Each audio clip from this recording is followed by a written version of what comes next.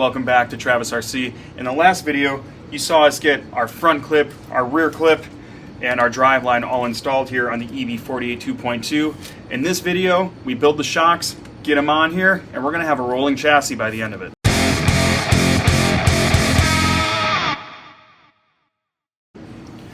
All right, bag L. Here we go, bag L. Front shock assembly. We're building the front shocks. After that, it's the rear shocks. And if we want to, we can throw the tires on and we'll have a rolling chassis here. There are two very, very tiny O-rings in this bag. Make sure you don't lose them. Make sure they come out of this bag. I believe those are for your emulsion, your bleeder screws. Make sure you do not lose those. All right, what I'm going to do first here is get these O-rings. I'm going to take all four and I'm going to do what Combustion RC mentioned in their video, because I think it makes sense. Since we're dealing with stuff that could leak, I'm going to take some O-ring grease and just apply a little bit to these O-rings. Alright, now we're going to take this O-ring and that's going to go on here.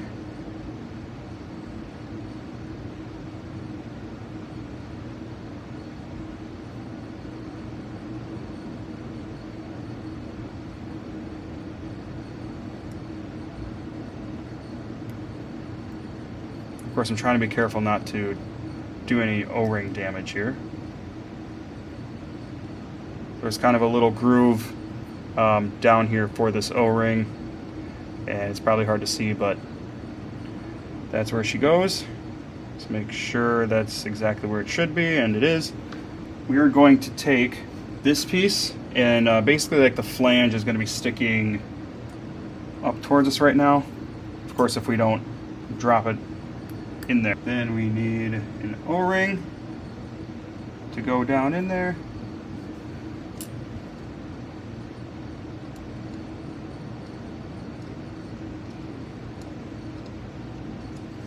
Make sure that's flat. Alright, the next piece is this flat washer without a flange. That's going to go in here.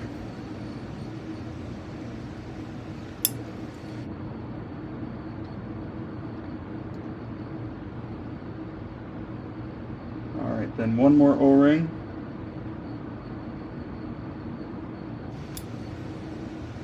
And then this last piece with the little inside flange or whatever sticking out. Alright, so first the O-ring that goes over these threads here. Alright, this piece, O-ring, the small flat white one. One more O-ring, and then our top piece. Alright, then we need to put the shock cartridge caps on these.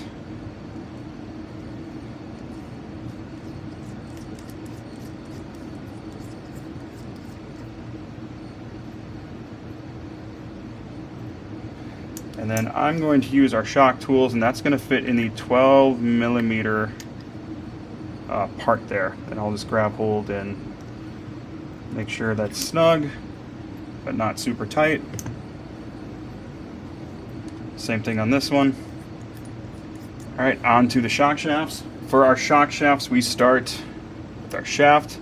The skinnier end that has kind of a bare spot underneath the threads.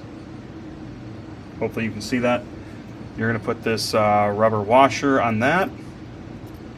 And then you're going to take your shock piston. And you can see there's an indent in here. That rubber fits right in there. So the completely flat part of the piston will be on top. And then we will take our little teeny tiny 5 millimeter nut, which I think I'm going to use my driver for at first to get that started at least. All right. And then now that that's started, our shock shafts will fit in the 4 millimeter shock shaft plier thingy McBob, and then we'll tighten this shock piston on. Alright, same thing on the other.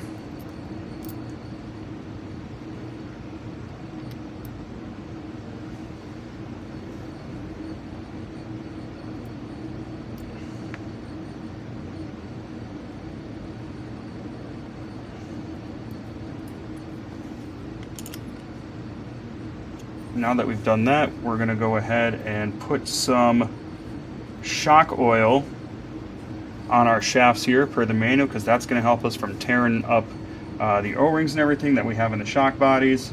And we're going to take some of the 500 weight oil, which is what is going in the shocks, and we're going to put some oil on there. All right, I'm going to spread that oil around the shaft with my finger here. I'm not going to get any on the threads where the rod end's going to go, because I don't think that's necessary. Now we're going to go ahead and see if we can get this done without screwing it up. Try to line it up with the hole.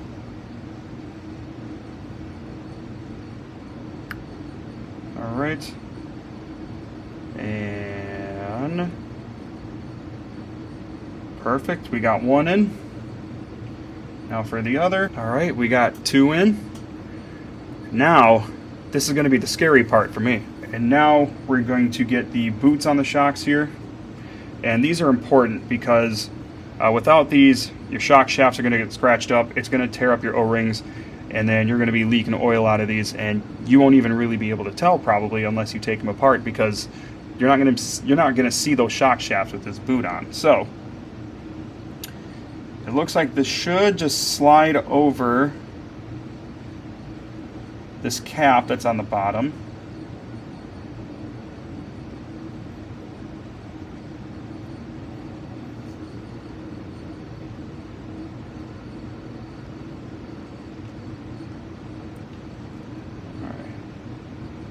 Pull it all the way up over the threads there,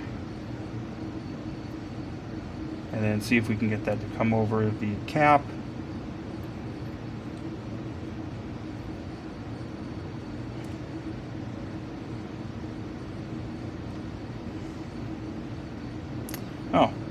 Oh, you just kind of put two little sections on it that just put itself the rest of the way on. That's kind of nice. Now we just have to do the I guess preload adjuster, or whatever you call it, and our shock end. And the manual states the boots have to be on before attaching the rod end, which makes a lot of sense, of course. So first what we're going to do is get the shock end on here. Alright, just make sure that's moving around the way it's supposed to. Alright, and we will start threading that on. And actually, I'm going to move that boot up, and then I'm going to grab it with our pliers here. Now this doesn't say that there should be any sort of measurement we need to do between the two. Alright, so we have that on. We'll move our boot back down, get our other one, get the boot on, get the rod end on. And then luckily these are not left-hand threaded, and 100% not a nightmare compared to the camber links and the steering links and whatnot. And I'm just tightening these on by hand. That seems to be good enough. Alright, then all that's left is to get these preload collars on, and there's an O-ring that goes into each of them. And there is a bit of a groove, and you probably really can't see it, but there is kind of a groove here in the top of this threaded collar where that O-ring sets in. So just make sure that that is in there. Ah, interesting. So we kind of had to shove it, and we could feel it like go past the O-ring. We kind of had to shove it up there, and then it would let us thread properly. Probably be easier if I grab these, and we're going to go all the way to the top of the shock body for now. Alright, so that's one ready to go. We have two assembled shocks, and now it is time for the part I'm least looking forward to, and that is filling them with shock oil. Alright, so on the next page of the manual we go for detailed instructions on filling these up. So first things first here, we are going to take our caps and we are going to put the O-rings in there.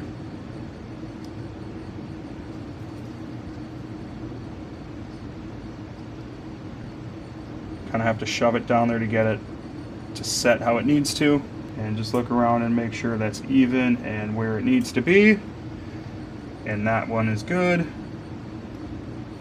And I think I'm going to do everything together here for each shock, for each step. So same thing here, shove that O-ring down.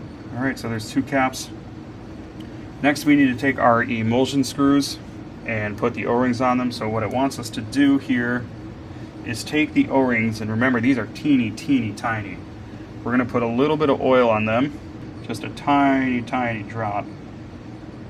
Obviously you don't need much to get enough. Alright, then it says with the O-rings on a surface, we can take our emulsion screws and push them through the O-rings. This might be a challenge. These O-rings are just so small. Alright, now we need one more.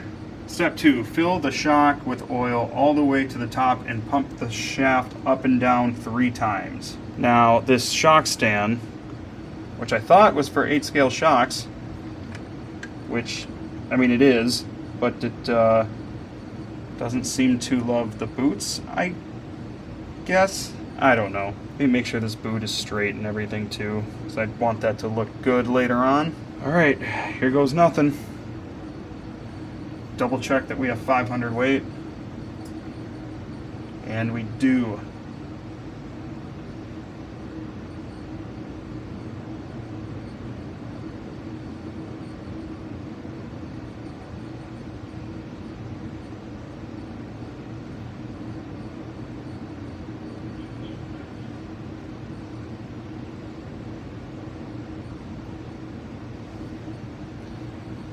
Man, that is exactly half the bottle. It'd definitely be nice if they had some extras here, just in case there's any oopsies.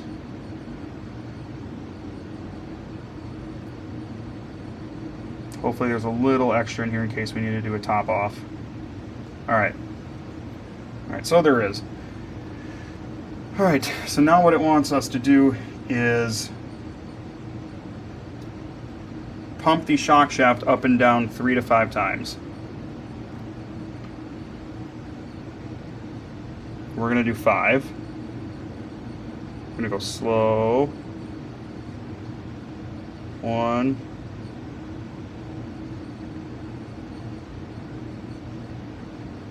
2.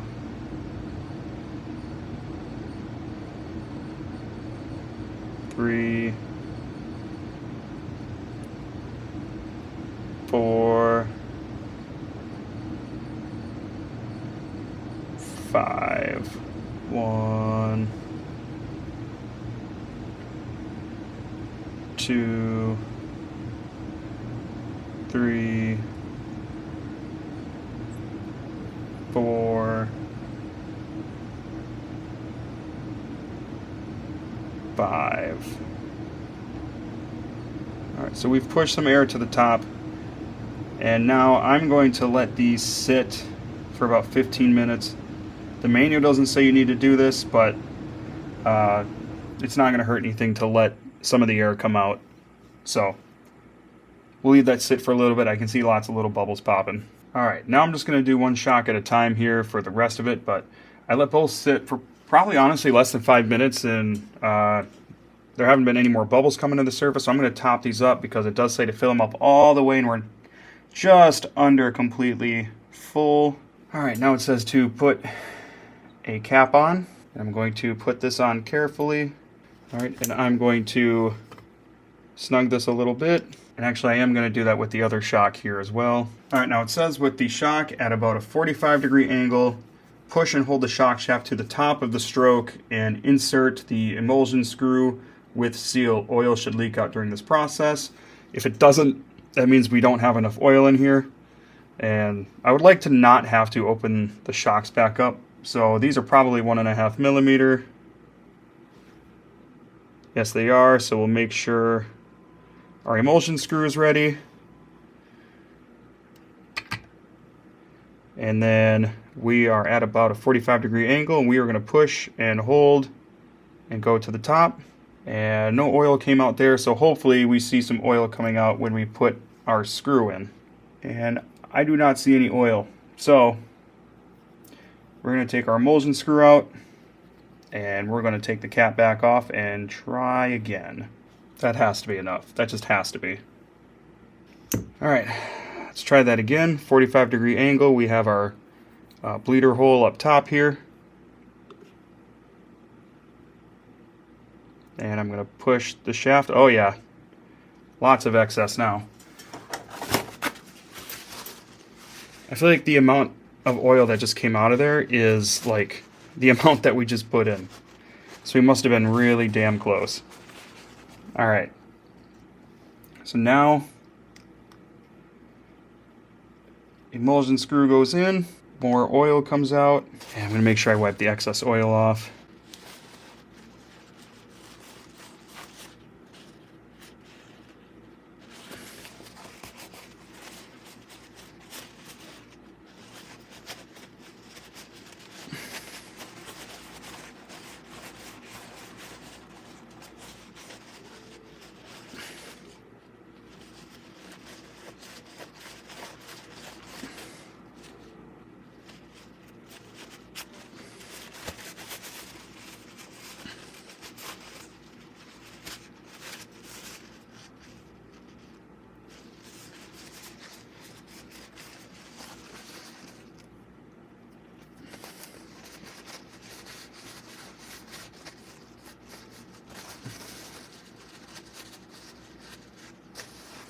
All right, now it says to pump the shock shaft up and down about 20 times vigorously to emulsify the oil. 18, 19, 20, and I'll do a couple more times just for good measure here. All right, now with the shaft all the way out, we remove the emulsion screw once again. And then one more time we're gonna bleed it. And so shaft comes up, we're at a 45-degree angle. Lots more oil leaking down.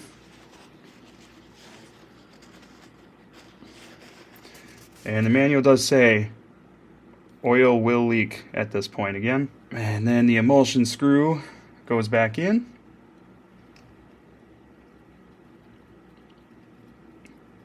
Probably a little bit more oil coming out at this point. And it just wants us to snug that, and we are going to. And of course, we're going to wipe off excess. All right, we have oil in one shock. So if we do this right, it shouldn't try to, if we do this right, it shouldn't try to suck the shaft back in too much when we pull it out. And if we push it in, it shouldn't try to shoot that back out too much, just a little bit. So by my brain, this one's good to go. We have one front shock complete. All right, and now time to have a complete shock. We're going to put a spring on. The cup that goes on the bottom, that sets on there, and then we want to get our cap to, or we want to get our boot to come down also.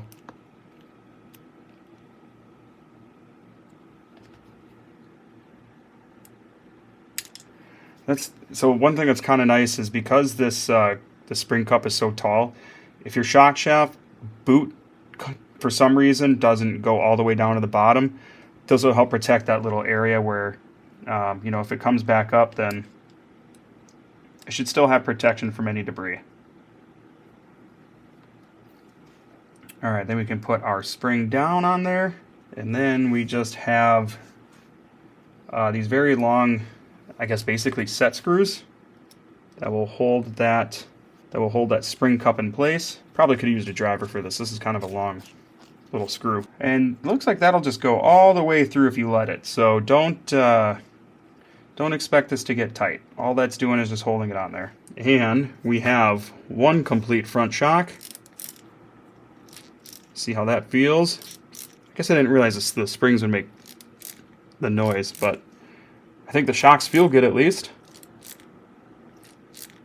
And it seems like we did it correctly, so let's get the other one done.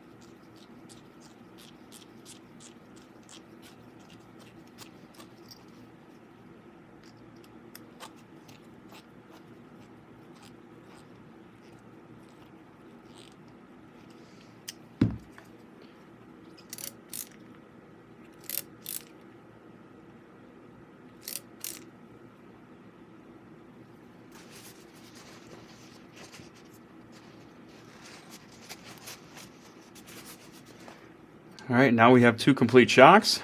Time to get these mounted on the car. So we need to get the shock cap bushings into the tops here. There's 1 bushing, there's 2 bushing. And those do kind of go on a certain way, but you'll see it when you look at it. So now all we need are these screws. So the black one goes on the, if we're looking at the front of the car, it's going to go on the right. The silver is going to go on the left. And then we have our nuts up here that go onto the shock stand, and I believe those need to be thread locked. Yes, they do. All right, so let's go ahead and get these on. All right, so the manual says that the stock position is on the inside hole of the arm. So we'll line that up.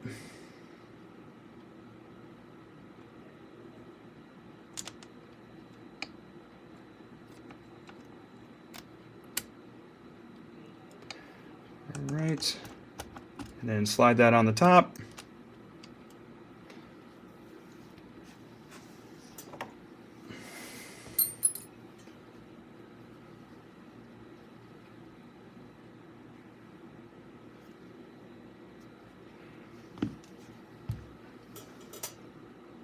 Oh, I did not expect that this would be using a nut driver.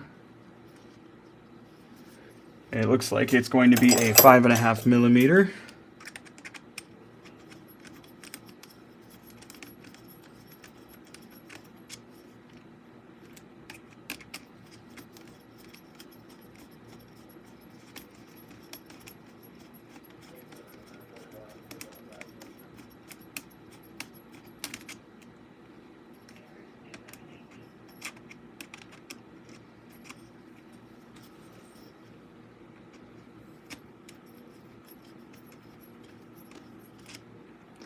The problem is with these nut drivers, they're hollow, so don't have a way to push on this as I am trying to thread it.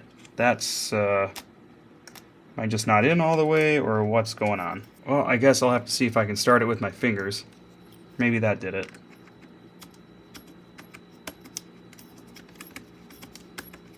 Yeah, that's a little annoying, but not the end of the world. It's more of an issue with my drivers than anything. But I'm also surprised that that doesn't use, you know, a normal hex screw. Alright, now we need to grab our thread lock, and then I'm going to use a little bit of thread lock on here.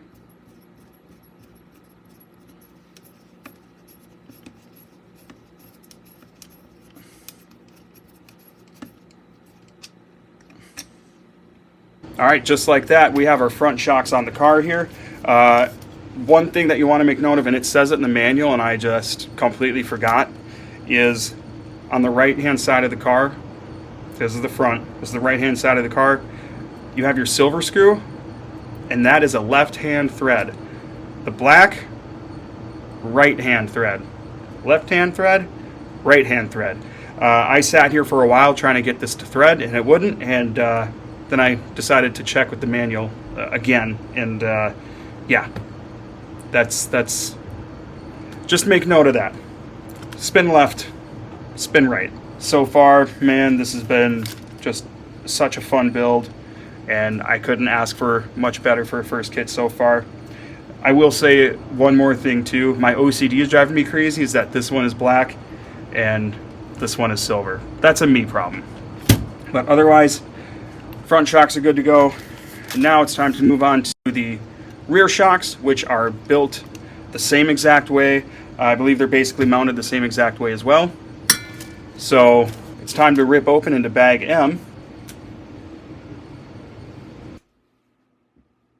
We got our rear shocks done. I went ahead and assembled those off camera because the construction of those is exactly the same. The process to fill the shocks, bleed them, all of that, exactly the same as the front. No need to show you that one more time. We already did that with the front shocks. But with that, I do want to show you one thing before we close this video out. Boom. A rolling chassis. We have our front clip, our rear clip, our driveline components, our shocks, front and rear, and I couldn't help but pull out the J Concepts Reflex wheels and tires here so that I could get it on the car and just see what it looks like. And man, It's so cool to see it progress to this point, and so far the build has been a ton of fun. From this point on, now all we got to do is start ripping in to the electronics, getting that stuff mounted, get the battery, the ESC, the servo, the motor, get all of that on here. Then all we need is a wing, a body, and we're ready to hit the track.